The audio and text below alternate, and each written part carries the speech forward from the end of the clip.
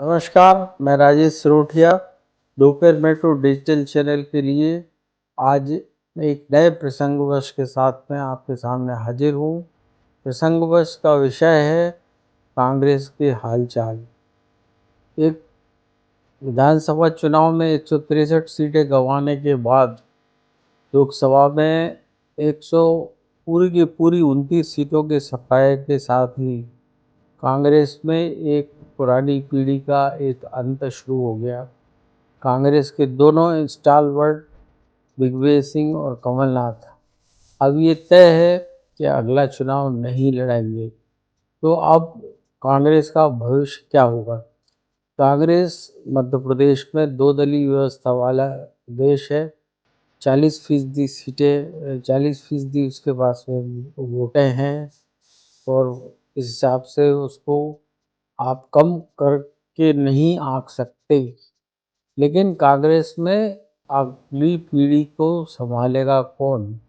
अगली पीढ़ी को संभालने के नाम पर कांग्रेस में जो दो दलीय जो व्यवस्था चली है वो छत्रपति व्यवस्था चली है। और उन छत्रप में जो उनकी राजवंश के घराने भी है और साथ में जो कई क्षेत्रप नेता जो है क्षेत्रीय नेता भी विकसित हुए हैं। सुभाष यादव जैसे, श्रीनिवास तिवारी जैसे ऐसे नेता भी जो है वहाँ पर पैदा हुए हैं। तो इन्होंने अपनी विरासत को आगे बढ़ाते रहे हैं और आज मध्य प्रदेश में इन सब विरासत के नेताओं को दरकिनार करके राहुल गांधी ने जीतू पटवारी को प्रदेश कांग्रेस अध्यक्ष के रूप में और एक आदिवासी नेता उमंग सिंगार को नेता प्रतिपक्ष के रूप में प्रतिस्थापित करके ये बताने और जताने की कोशिश की है कि कांग्रेस को वो छत्रप राज से मुक्त करना चाहते हैं। लेकिन छत्रप की राज की जो बात हम जब करते हैं तो दिग्विजय सिंह के बेटे जयवर्धन सिंह का नाम सबसे पहले आता है। दूसरा नाम कमलनाथ के बेटे नकुलनाथ का आता है। तीसरा नाम राजघराने के प्रियव्रत सिंह का नाम आता है।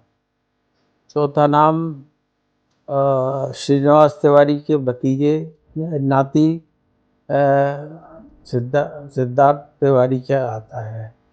और बीएसपी के पुराने नेता के रूप में और अब कांग्रेस के नेता के रूप में उभरे हुए, तेजी से उभरे हुए सिद्धार्थ कुशवाहा का नाम आता है, जो कि सुखलाल कुशवाहा के जो कि बसपा के कभी स्टालवर्ड हुआ करते थे उनका नाम आता है।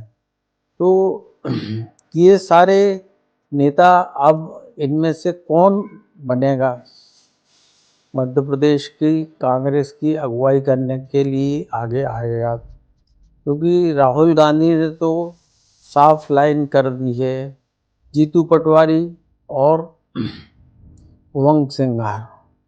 लेकिन जीतू पटवारी को और उमंग सिंगार दोनों को ही जो कांग्रेस की जो एक छत्रप एक रहे हैं वो बहुत इस्टेब्लिश नहीं होने दे रहे हैं और उनको स्थापित होने से रोक रहे हैं।